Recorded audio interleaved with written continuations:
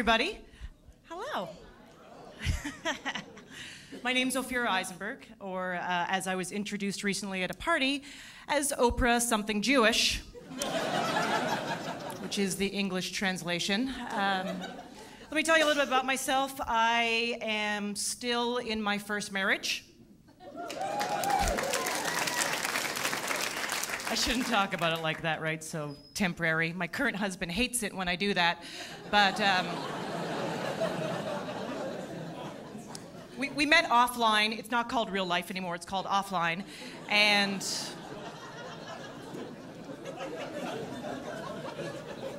he's a great guy. He's a great guy, but I have to say, I don't know how it happened. I'm in a stereotypical marriage. You think it's not going to happen.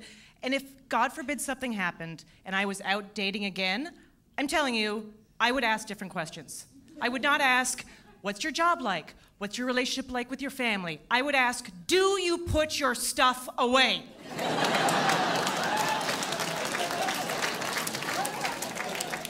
You walk in the door, you're wearing a jacket, hat, and a bag. Walk me through what happens next.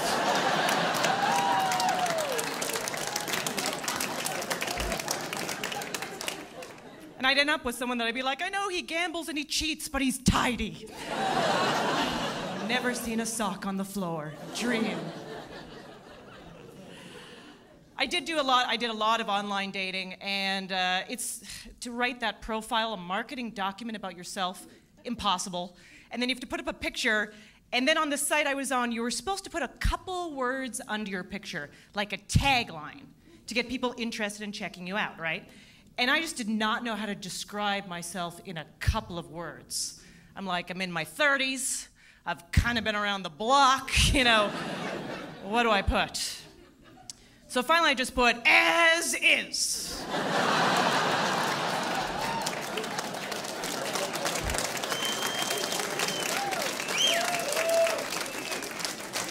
A real fixer-upper, yeah. Hobbies include depression and making you guess why I'm angry. Which is a fun night. That is a fun night. Most women love the word fiancé. I was never into that word. To be honest, I always mispronounced it because I was pronouncing it financer. And yeah, that is just a dream. That is just a dream. I have no money. I live this neighborhood. There's a homeless guy in my block. He is very aggressive. He yells out to everybody. And he goes, "Give money to the homeless! Give money to the homeless! Because you don't know, one day it might be you!" And I was like, oh my God. And I was about to give him some change. And then I was like, maybe I should hang on to this. It's only part of the problem. We don't have any kids yet. We have been talking about adoption, actually, and we made a decision that we would love to put a child up for adoption. So,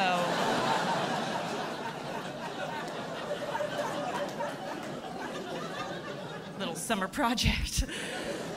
I don't know. You know, I'm still figuring out the whole marriage thing. We got in a huge fight. Every relationship, you have one big fight, I think. So this is ours. He called me passive aggressive.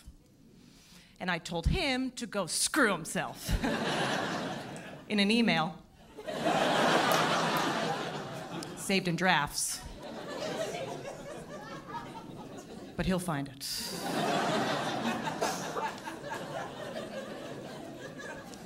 And when we moved in together, so we move in, he takes this box that is taped shut and he puts it into the closet. And I go, "Hey, what's in that box?" And he goes, "You know, my stuff." I'm like, no. We're married. You don't have stuff anymore. "What's in that box?" And he goes, "It is my stuff, and you are never allowed to look in this box." And I told it to a friend, and she's like, "Look in that box." And I was like, No, I am scared of the box, because it's got to be something really creepy. Like, it's not going to be porn, old love letters, who cares? My fear is that I just go for it one day. I'm like, I'm looking in the box, and I open it up, and I pull out the severed head of his ex-girlfriend. Right? And that would be horrible, because I'd have to be like, oh my God, she's prettier than me, you know? I don't have the self-esteem for that. I think that my favorite dating advice that I ever received was a woman told me that no man would sleep with me unless I got waxed. Yeah, interesting. I learned very quickly that I would sleep with anyone after a fresh, expensive bikini wax because you have a very small window to get your money's worth on that stuff. So you have to move.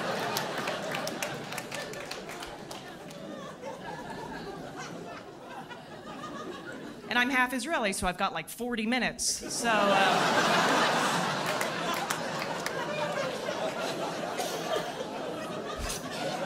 they need a hotel upstairs from that waxing studio, I'm telling you. But I'll never forget, before I met my husband going on a lot of bad dates, the worst of it was I was out one night with what I call the slut cocktail, right? It's low self-esteem, fresh bikini wax, just add vodka. And I saw this tall, lanky guy standing at a bar alone, drinking alone, and I was like, wow, that guy seems attainable. You know, because that's how I liked them at the time, like an animal with a little broken foot. Like, you'll never be able to leave me! Like someone like that. So we went back to his apartment, and I've never seen this before. He stood in front of the closed door to his bedroom and said, I have something very special to show you. I have something very special to show you is never gonna be what you want. Never! And I was like, what am I dealing with? Is it gonna be like another man? Is it a hooded gimped guy? Is it bunk beds? Like, what am I dealing with? And then he opened the door. Way better. 35-year-old man, his room was filled with about 300 Garfields. Garfields. I didn't get it. I was like, if I do well, do I get one? Is that...